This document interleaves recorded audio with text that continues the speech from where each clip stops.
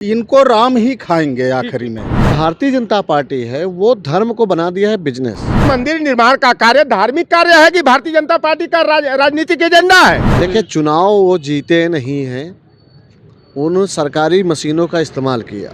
चुनाव आयोग को इन्होंने वो कर लिया, कैप्चर कर लिया है इस समय। इससे बहुत बड़ी दिक्कत आ रही है। जहाँ स्वास्थ्य व्यवस्था की बात ये करेंगे नहीं, शिक्षा की ये बात करेंगे नहीं, सिर्फ राम मंदिर से सब कुछ मिल जाएगा। राम मंदिर से खाना मिल जाएगा आपको। इनका धर्म से, हिंदुत्व से, सनातन परंपरा से कोई लेना देना नहीं है।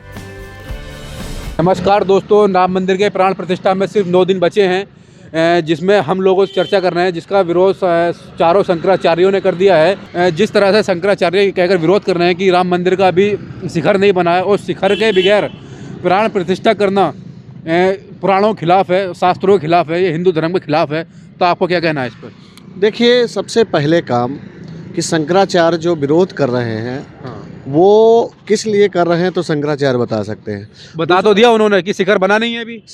देखिए, नरेंद्र मोदी जी का टारगेट है 2024 का चुनाव। ये आपको भी पता है, पूरे देश को पता है। बात ये है कि जो भारतीय जनता पार्टी है वो धर्म को बना दिया है बिजनेस। देखिए, भारतीय जनता पार्टी जो है पूरी तरह से अगर सनातन की वो बात करती है, हिंदू धर्म की बात करती है, तो हिंदू धर्म की जो व्यवस्था है, सनातन की जो व्यवस्था है, उसका अनुपालन करना चाहिए। अगर 4 शंकराचार्य जो है अगर कर रहे हैं कि यह धर्म विरोधी काम है, शास्त्र सम्मत नहीं है, धर्म सम्मत नहीं है, तो यह भारतीय जनता पार्टी जो है उसे जो है धर्म सम्मत कार्य न करके राजनीतिक रूप देने का काम कर रही है। अभी मंदिर का काम जो है अधूरा है, तो आखिर इतना भारतीय जनता पार्टी को अफरा तफरी क्यों है? और यह मंदिर निर्माण का कार्य धार्मिक कार्य है कि भारतीय जनता पार्टी का राजनीतिक एजेंडा है?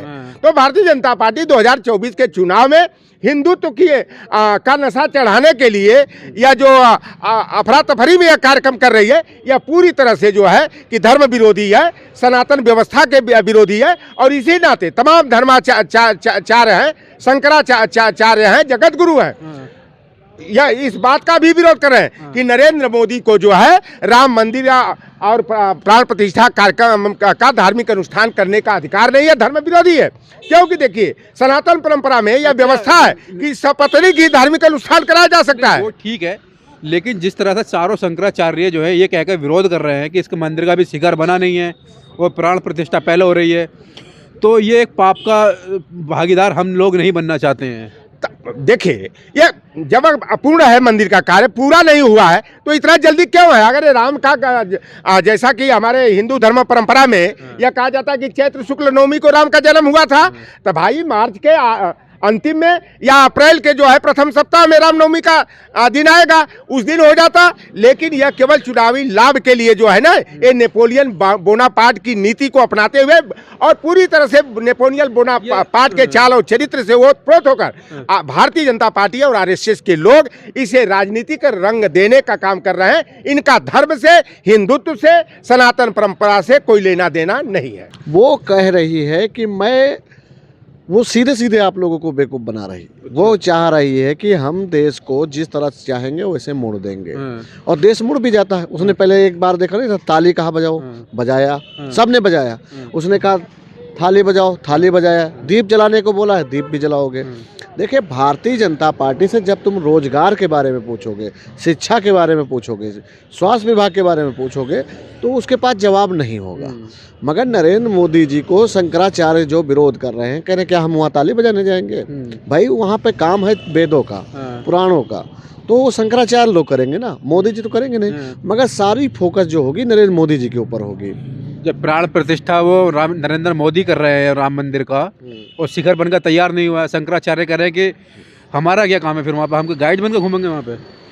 देखिए, बात हम आपको समझाएं और आप समझ नहीं पाए।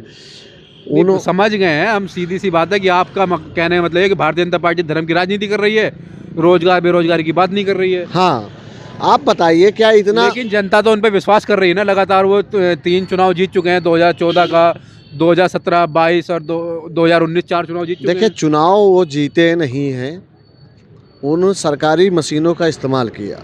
आरएसएस 1925 में बना और उसने 1951 में जो है राजनीतिक मंच जो बनाया, जिसे जनसंघ कहा जाता था।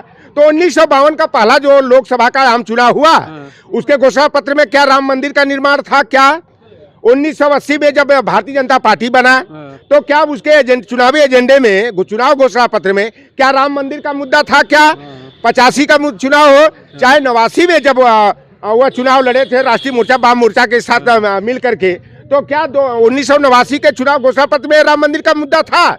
या भारतीय जनता पार्टी ओबीसी के 27% आरक्षण कोटे के लिए बीपी सिंह की सरकार, धरतीपुत्र मुलायम सिंह यादव जी, शरद यादव जी, लालू प्रसाद यादव जी, रामविलास पासवान जी के प्रयास से बीपी सिंह की सरकार ने जब 7 अगस्त 1990 को मंडल कमीशन की सिफारिश लागू करने का, ओबीसी को सरकारी सेवाओं में 27% आरक्षण देने का निर्णय लिया, तो भारतीय जनता पार्टी मंडल के विरोध में कमंडल लेकर के जो है अयोध्या में जो है कि बाबरी मस्जिद की जगह जो है राम का जन्म स्थान बताकर राम मंदिर का मुद्दा लेकर चले। तो यह राम मंदिर के मुद्दे पर भारतीय जनता पार्टी पिछड़ों का विरोध करने का काम करती है। और आपका कहने का मतलब ये है कि राम मंदिर का मुद्दा भारतीय जनता पार्टी इसलिए लेकर आई है कि पिछड़े वर्ग को आरक्षण के विरोध में, पिछड़ों का 27% आरक्षण के लिए ही मंडल कमीशन लागू हुआ था। और यह आडवाणी को राम रथ यात्रा पर सवार करके सोमनाथ मंदिर से जो है या अयोध्या में राम मंदिर के मुद्दे को ईजाद करके आगे बढ़ी।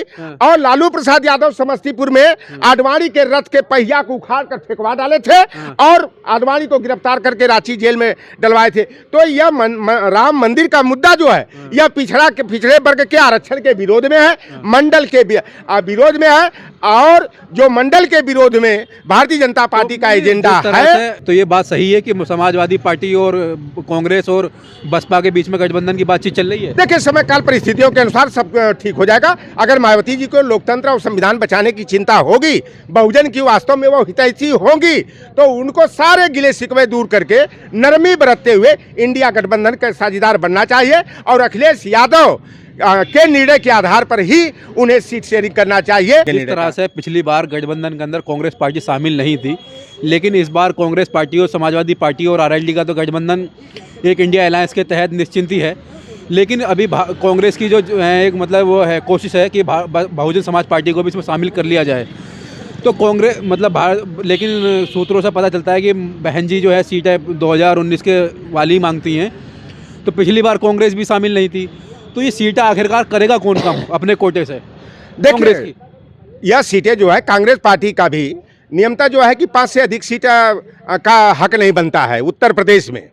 और बहन मायावती को आज की स्थिति में जो उनका आधार है उसके हिसाब से इनको जो है कि 15 के अंदर ही सीट मिलनी चाहिए। समाजवादी पार्टी जो है सबसे बड़ी पार्टी कहा जाता है अखिलेश यादव का दिल बहुत बड़ा है, जो उनसे मांगता है वो दे देते हैं। तो क्या अखिलेश यादव क्या अपनी राजनीति खत्म कर डालेंगे? क्या अपनी मेहनत को तार तार कर डालेंगे? क्या इस तरह से हर मौके पर नहीं होता है। 2019 के चुनाव में अखिलेश यादव जी ने खुली छूट दिया था कि बहन जी जो सीटें चाहिए उस पर उंगली रख दीजिए, और उसका नतीजा हुआ कि 0 से 10 सीट पर मायावती जी पहुंची। और बाद में उन्होंने आरोप लगाया कि हमें यादव समाज के लोगों ने वोट नहीं दिया। सच्चाई यह थी, हम लोगों ने तो देखा कि तमाम मतदाता जो अनुसूचित जाति के थे और विशेष करके जाटव और चमार भाई थे, बूथों पर गए और वहां पर हाथी नहीं दिखाई दिया तो वो वोट डाले बिना ही वापस हो गए। उन्होंने कहा कि हम तो वोट देंगे। एक सवाल ये भी उठता है, जब वो 2019 में गठबंधन फेल हो चुका है तो फिर 2024 में किस आधार पर गठबंधन किया जाता है? जो लोग उनके वोटर हैं बहुजन समाज पार्टी के, जब साइकिल का सिंबल दिखाई देगा वो फिर वोट नहीं देंगे, फिर वापसी चले जाएंगे। देखिए नहीं, अब बहुजन वर्ग के विशेषकर जाटव और चमार भाई हमारे हैं, हम लोगों से होशियार हैं और सबसे ज्यादा नुकसान उन्हीं का होना है। तो वह समझ रहे हैं। और नहीं भी बहन मायावती जी इंडिया गठबंधन की हिस्सा बनेगी तो बहुजन वर्ग का और विशेषकर अनुसूचित जाति का जो वोट शेयर जो है अधिक से अधिक समाजवादी पार्टी के पीडीए फार्मूला के साथ ही आएगा। क्योंकि अब दलित वर्ग को एहसास हो गया है कि लोकतंत्र और संविधान को बचाने के लिए उत्तर प्रदेश में अखिलेश यादव से बेहतर कोई विकल्प नहीं है, समाजवादी पार्टी से बेहतर कोई पार्टी नहीं है। राम मंदिर का मुद्दा है भारतीय जनता पार्टी द्वारा, जिसको बहुत हाईलाइट किया जा रहा है गोदी मीडिया द्वारा जी कि भाई मोदी की लहर का आगे फिर कोई नहीं टिक पाएगा। आपको क्या लग रहा है इसको? देखिए, जनता धीरे धीरे सब कुछ जान चुकी है। गोदी मीडिया, मोदी जी, योगी जी सबको जान रही है पूरी तरीके से। ये जनता एकदम से यही साहब की ये ईवीएम ये कई मुद्दे हैं। अच्छा, ईवीएम चुनाव होने चाहिए नहीं होने चाहिए बताइए? नहीं होने चाहिए। क्यों होने चाहिए? बेईमानी करते हैं मोदी जी। अरे बिल्कुल कर रहे हैं। कोई भी मशीन वो हैक हो सकती है। जिस देश ने बनाया वहाँ तो बैलेट पेपर की भी तो पेटियां मोदी जी गायब करवा सकते हैं जब ईवीएम गड़बड़ नहीं करवाते नहीं हैं। ये ऐसा नहीं, कई जगह जो है ऐसा कुछ नहीं है। बैलेट अच्छा, पेपर बैलेट पेपर से ईमानदारी से होगा जो बिल्कुल होगा, ईमानदारी से होगा। ईवीएम से गड़बड़ हो जाएगा। नहीं, और दूसरी जो चुनाव आयोग को इन्होंने वो कर लिया, कैप्चर कर लिया है इस समय, इससे बहुत बड़ी दिक्कत आ रही है। अच्छा, जनता को इसको समझना चाहिए। सुप्रीम कोर्ट ने हमारे क्या फैसला किया था कि उसमें सीजीआई और जो है प्रधानमंत्री और विपक्ष का नेता, इन्होंने उसको पलट दिया। क्यों पलट दिया भाई? बेईमानी की उससे बेईमानी की नियत है इनकी, टोटल बेईमान है, हकीकत में बेईमान है ये। जनता इनको समझ चुकी है। बेईमानी को रोक कैसे पाएंगे आप, यही तो सवाल है। ये जनता रोड पे बिल्कुल आएगी, एक जनता ये रोड पे निकल आएगी। 24 इंतजार कर रही जनता, अगर जो 24 में बिल्कुल जनता ये सब रोड पे आ जाएगी, देख लेना ना आप। अच्छा, तो ना मोदी जी राम मंदिर के मुद्दे पे ही पूरे निर्भर हो गए हैं, ना महंगाई का जिक्र कर रहे हैं, ना बेरोजगारी का जिक्र कर रहे हैं। बस एक भारतीय जनता पार्टी, गोदी मीडिया, राम मंदिर, राम मंदिर पे हम कुछ नहीं बोलना चाहते हैं। जी, जी। राम मंदिर एक ऐसी चीज है, ये राम मंदिर को ऐसा भुना रहे हैं, इनको राम ही खाएंगे आखिरी में। गोदी मीडिया जो है मतलब इसका एक प्रोपेगेंडा फैला रही है कि राम मंदिर राम मंदिर राम मंदिर। तो इसकी क्या कोई है इसका कोई कार्ड जो मतलब विपक्षी दलों के पास में? काहे नहीं काट है। अब युवा बेरोजगारी के लिए तरस रहा है, कोई नौकरी नहीं है, कहीं कुछ नहीं है। और जहाँ स्वास्थ्य व्यवस्था की बात ये करेंगे नहीं, शिक्षा की ये बात करेंगे नहीं, सिर्फ राम मंदिर से सब कुछ मिल जाएगा। राम मंदिर से खाना मिल जाएगा आपको, या पढ़ाई। ये हिंदू शंकराचार्य जो हैं जिन्होंने विरोध किया है, उनको भी मोदी विरोधी, हिंदू विरोधी साबित करने की कोशिश हो रही गोदी मीडिया द्वारा। आपको क्या लगता है इसके ऊपर, ये ऐसा प्रोपेगेंडा होना चाहिए? ये बीजेपी की मीडिया है, गोदी मीडिया तो अलग कहते हैं लोग, लेकिन ये बीजेपी की मीडिया है। अब ये बताइए उन्होंने क्या गलत कहा है? आप मोदी मीडिया तो बीजेपी पहले बात सुनिए, आप अपना घर बनवाते हैं, जब आप पूरा घर बन जाता गृह प्रवेश तभी करते हैं। ये तो मंदिर अभी आधा 40% काम नहीं हुआ, आप घर भी नहीं बना है अभी, 40% काम नहीं हुआ, आप उद्घाटन कर रहे हैं। ये सिर्फ राम मंदिर के पिच पर 24 की बैटिंग करना चाह रहे हैं, और कुछ नहीं है। कुछ नहीं है, कुछ नहीं है। बेरोजगारी, महंगाई, ये सब जो इंडिया अलायंस मुद्दे बना रहा है, क्या इन मुद्दों पर जनता से समर्थन हासिल कर पाएगी? बिल्कुल क्यों नहीं समर्थन करेगी। आप युवा हैं, आप बताइए, आप नहीं समर्थन करेंगे? आपको भी तो करना चाहिए, आप भी युवा भी हैं, आप माइक लिए ऐसा। अगर आपको नौकरी मिलती तो आप माइक लेके ना आ रहे होते। अगर नौकरी आपको मिलती तो देश के मुद्दे तो उठाने पड़ेंगे ना, इसकी जिम्मेदारी भी कोई लेगा नहीं लेगा।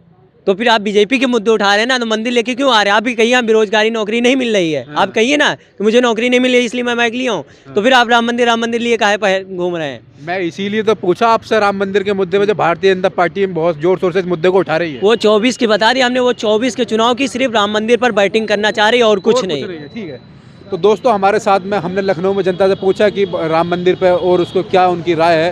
तो दोस्तों अपनी राय को कमेंट बॉक्स में जरूर ध्यान बताइएगा हमको।